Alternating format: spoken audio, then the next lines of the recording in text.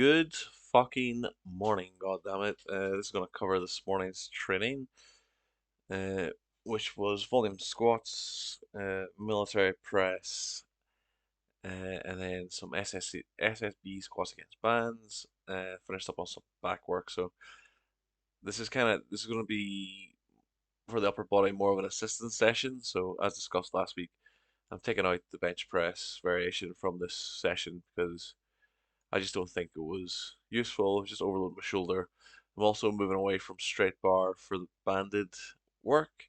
Again, that's just to take a bit of pressure off the shoulder. Hopefully, it starts turning the corner from tomorrow and next week. Um, this I kind of expected this week wouldn't be a good one for the shoulder, just based off how everything felt in training.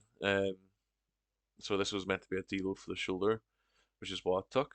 Um, and it's still pretty aggravated, but hopefully it's turned a bit of a corner soon. The morning session was fine.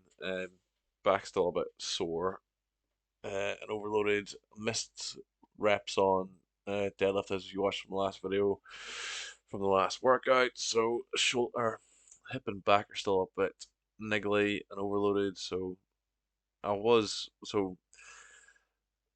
initially was going to just take 190 for the 3 sets. I took it for the first 2 sets. First one felt okay. The second one felt a bit better.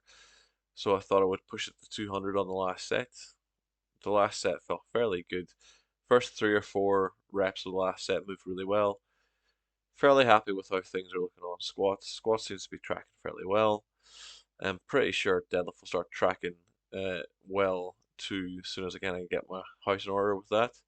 I just kind of need to back off on it. So I discussed the plan for that in the last video. So that'll no. So I've already started. I started it as soon as I started missing reps on fucking working weights.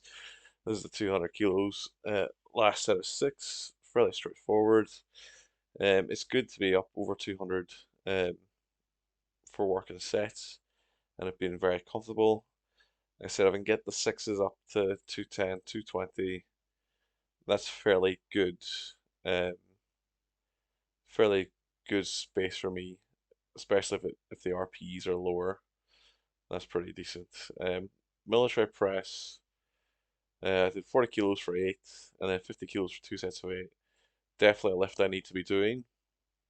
I think it's quite beneficial for my shoulder. I was trying to hold them at lockout, obviously not the first 3 there, but from then I was like, actually, to be consistent, I should probably be holding military press at lockout and holding military press at the chest. So I'm doing that. Hopefully that's going to load the rotator cuffs a bit more as well, get them a bit more exposure to a bit more variety and a bit more load.